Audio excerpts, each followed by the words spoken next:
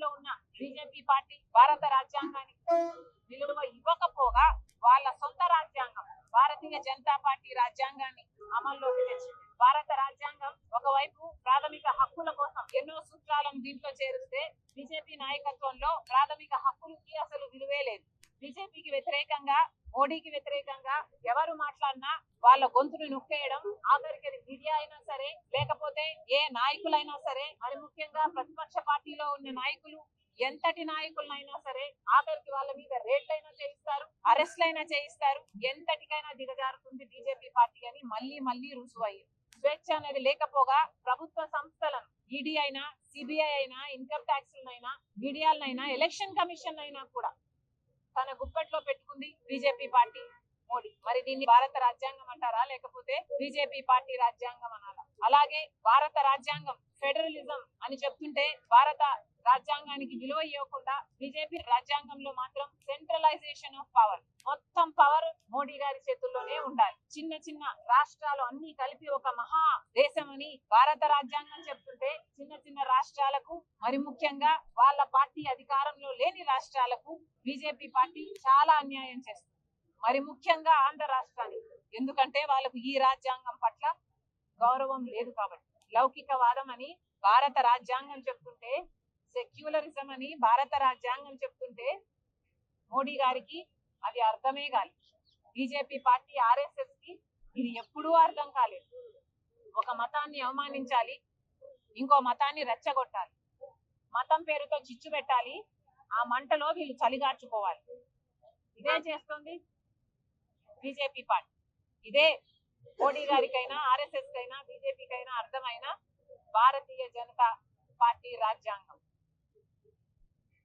ఉత్తరప్రదేశ్ లో అయితేనేమి, ఒక గుజరాత్ లో అయితేనేమి, లేక మణిపూర్ లో అయితేనేమి మైనారిటీలకు అసలు స్వేచ్ఛే లేదు. ఇంతమందిని ఊచకోత చేశారు అంటే దానికి కారణం లౌకికవాదమే ఉండకూడదు అని మోడీ గారు, ఆర్ఎస్ఎస్ చేస్తున్న కుట్ర, వాళ్ళు చేస్తున్న అమలు పరుస్తున్న భారతీయ జనతా పార్టీ రాజ్యాంగం. సమానత్వం అని భారత రాజ్యాంగం చెప్తుంటే అసలు మామూలు ప్రజలు గురించి ఆలోచనే చేయని పార్టీ బీజేపీ పార్టీ, మోడీ అయినా వాళ్ళు అనుసరిస్తున్నది సమానత్వాన్ని కాదు. కొంతమంది చేతుల్లోనే మొత్తం డబ్బంతా ఉండాలి, వాళ్లకు చెందిన వ్యాపారస్తుల చేతుల్లోనే అన్ని వ్యాపారాలు ఉండాలి. అదాని వాళ్ళ మనిషి కాబట్టి వాళ్ళు అదానిని 10 సంవత్సరాలలోనే ఆకాశానికి ఎత్తేయొచ్చు. అదాని ఏ తప్పులు చేసినా ఒక్క ఎంక్వైరీ కూడా ఉండదు, ఏ అరెస్టులు ఉండవు. ఆఖరికి FBI వాళ్ళైనా, అమెరికా వాళ్ళైనా అదాని దోషి అని ఆధారాలతో చూపినా కూడా ఒక్క ఎంక్వైరీ కూడా చేయరు. ఇది బీజేపీ పార్టీ అనుసరిస్తున్న వాళ్ళ రాజ్యాంగం. ఈక్వాలిటీ అన్న పదానికి అర్థమే లేదు. సామాజిక న్యాయం అని మన రాజ్యాంగం చెప్తుంటే సామాజిక న్యాయం కాదు కదా. ఎస్సీలు, ఎస్టీలు, బీసీలు, మైనారిటీలు అసలు మనుషులుగానే చూడదు భారతీయ జనతా పార్టీ. ఆర్ఎస్ఎస్ ఓట్లేసే యంత్రాలుగా మాత్రమే చూస్తారు, ఓట్ల కోసం వాడుకుంటారు. కనీసం ఇప్పటికైనా ఆ వర్గాలకు న్యాయం చేయాలి అని, కుల గణన జరగాలి అని కాంగ్రెస్ పార్టీ ఎన్నిసార్లు డిమాండ్ చేసినా కూడా ఇప్పటికీ కూడా ఆ వైపు అడుగులు వేయటం లేదు. అంటే దానికి కారణం భారతీయ జనతా పార్టీ అనుసరిస్తున్న వాళ్ళ రాజ్యాంగం. మళ్ళీ డిమాండ్ చేస్తుంది మా నాయకుడు రాహుల్ గాంధీ గారు అయితేనేమి, కాంగ్రెస్ పార్టీ అయితేనేమి కుల గణన జరగాలి అని డిమాండ్ చేస్తున్నా, కానీ దానికి కూడా ఒప్పుకోవడం లేదు బీజేపీ పార్టీ.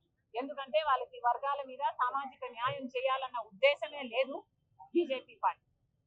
కానీ మేము చెప్తున్నాం, కాంగ్రెస్ పార్టీ తరఫున మా నాయకుడు రాహుల్ గాంధీ గారి వెనకాల మేమందరం ఉన్నాం. ఈ రాజ్యాంగాన్ని రక్షించడానికి రాహుల్ గాంధీ గారు చెప్పినట్టు ప్రాణాలు ఇయ్యడానికైనా సిద్ధం. మేమందరం కూడా ఈరోజు ప్రతిజ్ఞ చేస్తున్నాం, ఈ భారత రాజ్యాంగం కోసం, దీన్ని పరిరక్షించడం కోసం మా నాయకుడు రాహుల్ గాంధీ గారి వెనకాల మేమందరము నిలబడున్నాం. ఆయన అడుగుజాడల్లో నడుస్తాం. ఈ రాజ్యాంగం కోసం మేము ఇప్పుడే కాదు ఎప్పుడు పోరాటానికి దేనికైనా సిద్ధమని మరొకసారి మీ అందరి ముందు తెలియజేస్తున్నాం.